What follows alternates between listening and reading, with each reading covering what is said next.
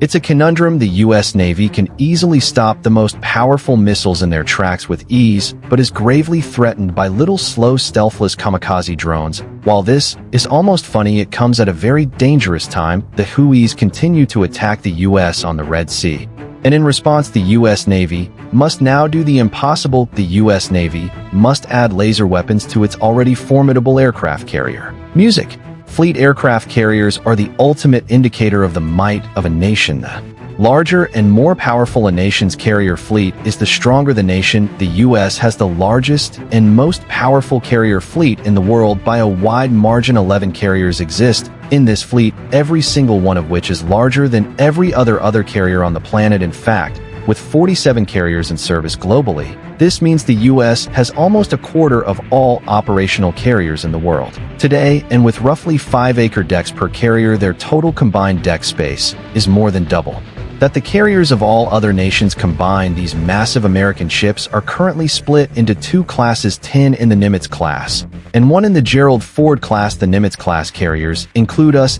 Nimitz, which regularly moves in and out of Naval Base Kitsap in Washington, USS Truman, which recently completed a planned incremental availability period, USS Bush, which just began its planned incremental availability period. There is the USS John C. Stennis, currently in the middle of a reactor and complex overhaul to make it work like new. The USS Reagan in Japan, the only one home ported overseas. There are USS Theodore Roosevelt, USS George Washington, USS Abraham Lincoln, USS Vincent, and USS Eisenhower. These 10 carriers packed with lethal aircraft, efficient launch and arrest systems, destructive weapons, and highly skilled sailors operated as the main muscle of the U.S. Navy for decades. Since 1975, then in 2017, they met their successor, the USS Gerald Ford. The USS Gerald Ford is the first of the new Ford class of aircraft carriers that built on the lessons learned from the Nimitz class carriers. As a result, it is everything the Nimitz class carriers are, and more so. When the U.S. needed to intimidate Israel's enemies from taking advantage of an injured country after Hamas's vicious October 7th attacks, the USS Ford was the ship of choice, and on arrival, it didn't disappoint. $13 billion worth of American dominance had reported itself ready for duty, and enemy forces had no choice but to behave themselves. Inside the USS Ford's hull are capabilities that no other carrier on the planet comes even remotely close to having. These include top-off-the-shelf nuclear power, 2B, A-1B nuclear reactors, the most cutting-edge engines created for use by aircraft carriers power the USS Gerald Ford. As a result, the carrier produces a hefty 300 mega of power. That's almost 300% more power than its Nimitz-class cousins. With such power comes an impressive top speed of 30 knots, and of course great responsibility. To top it all off, the Ford's power plant can power the carrier for 25 years straight without refueling. This means the USS Ford would only need to be refueled once in its entire 50 years of service. Launch and arrest systems. The electromagnetic launch system on the USS Gerald Ford, which accelerates carrier aircraft to takeoff speed, is the most advanced in the world. The USS Ford has 4 of these systems, each costing a whopping $450 million, packing 29% more power than the steam-based predecessors. Each of these systems can launch 4,100 aircraft before faults. The arrest system on USS Ford, which brings aircraft to a screeching halt on the deck to prevent them from swimming in the ocean, can consist of 3 arresting gears. Each gear costs $700 million and is each capable of 16,500 arrests before faults, more than any arresting gear in the world. Weapons. The USS Gerald Ford packs a lot of firepower built in or otherwise built in. The carrier wields 2 Mk-29 guided missile launchers and 2 Mk-49 guided missile launchers to launch Surfact-to-A missiles and eliminate targets from a mile away. There are also 3 phalanx close-in weapon systems, 4 M38 25mm machine guns, and 4 M250 cal machine guns, all designed to make honeycombs of their targets for non-B built-in power. The carrier's air wing comes into focus, boasting a deck the size of almost 2 football fields. The Ford can host up to 75 fighter jets and unmanned aerial vehicles. At a time in emergencies, this number could rise to 90. These are more aircraft than the air forces of about 60 nations. These aircraft can include a cocktail of FA-18 Hornets, Super Hornets, EA-118G Growlers, E-2 Hawkeye, the F-35B, 35C, and a host of other jets that fly off into the horizon to perform surveillance, spot threats, identify threats, or eliminate threats, depending on how annoying the threats have been. However, despite being armed to the teeth, the U.S. USS Ford carrier, its Nimitz-class cousins, and even the destroyers and cruisers that protect them on the seas have a massive weakness. These vessels were designed to take out the most threatening of threats, so when faced with low-tier threats, they become a bid fit for the job. This single weakness is costing the U.S. Navy a literal boatload on the Red Sea today. The USS Ford wasn't the only carrier deployed to calm the Israel-Hamas crisis. USS Eisenhower, a Nimitz-class carrier, was also deployed to the region days after the USS Ford. The Ford was later retired from the region as it was living on extended time in a deployment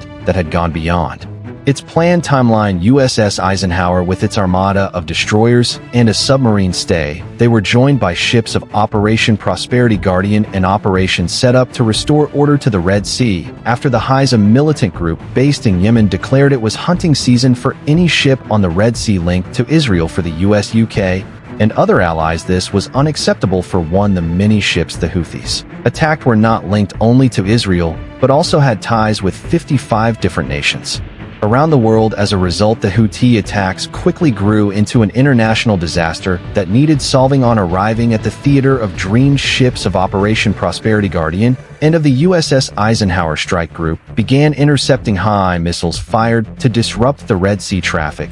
In only a few months, Operation Prosperity Guardian had shot down at least 90 Houthi explosives, the majority of which were drones. These drones cost a few thousand or $100,000 at most. The American missiles that shoot them down can go as high as $2.1 million apiece, a massive 2,000% gap. For context, intercepting just 50 Houthi drones with such a missile would cost the U.S. Navy $100 million. The U.S. therefore suffers great disproportion on the Red Sea, as the Houthis can use cheap drones to deplete hundreds of millions of dollars in U.S. Navy stocks of Surfact 2. Missiles originally designed to shoot down million-dollar fighter jets, while no amount is too much to save lives on a long enough time frame. No economy can survive such disproportionate defense to attack costs, not even in the United States. In addition to this, Surfact 2 defense missiles have proved ineffective against a swarm of targets, and killer drones do come in swarms. Each American warship can only hold so many interceptor missiles before they run out,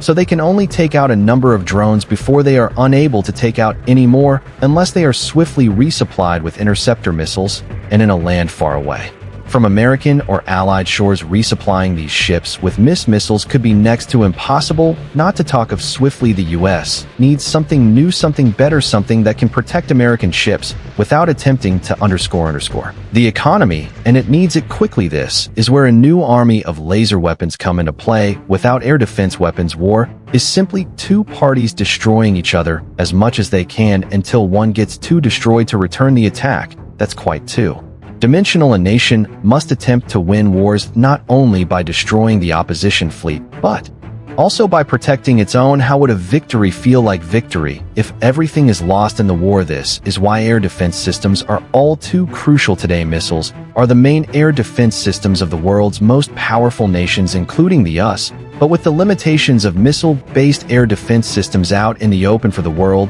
to see, the U.S. Navy has turned to a weapon straight out of science fiction: laser weapons. Laser weapons strike targets at the speed of light, 180,000 mph. So they can strike an entire swarm of killer drones in a single second before they even know what hit them. The costs of this fire are also significantly low as a few dollars in electricity bills only. That's a world more cost-effective than the interceptor missiles in use today. And as long as there's power, a laser weapon keeps firing. This means the weapon comes with an unlimited magazine and without the need for a reload. These benefits of laser weapons are truly remarkable. They would amplify the U.S. Navy's might on the seas. Even the most powerful ships would get even more powerful, and threats like the Houthis would get less threatening. The Navy has no such weapon in service yet, but has committed huge resources to build an entire army of laser weapons, each one more powerful than the last, until the service reaches the final goal of a fully functional, powerful drone disintegrating laser weapon in 2014.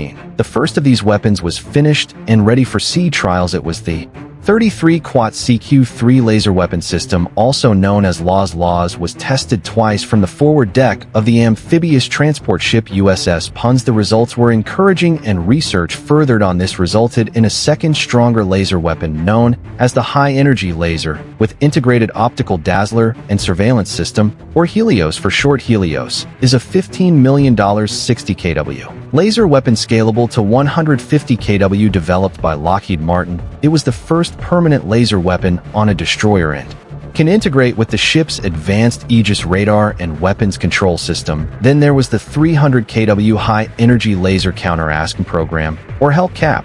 And finally, in 2022, the Navy awarded a contract to Northrop Grumman to develop a 1 megawatt laser capable of downing everything from killer drones to cruise missiles, and maybe, just maybe, even hypersonic missiles, as the war on the Red Sea continues and the Israel-Hamas war rages on air defense has once again become the topic of discussion. It could mean the difference between a floating aircraft carrier and one sitting at the bottom of the ocean to protect their prized ships. The U.S. Navy has set its eyes on laser weapons as the air defense system of the future to bring this weapon to life. However, the Navy needs you to subscribe to this channel and give this video a like, so do that now, and thanks for watching.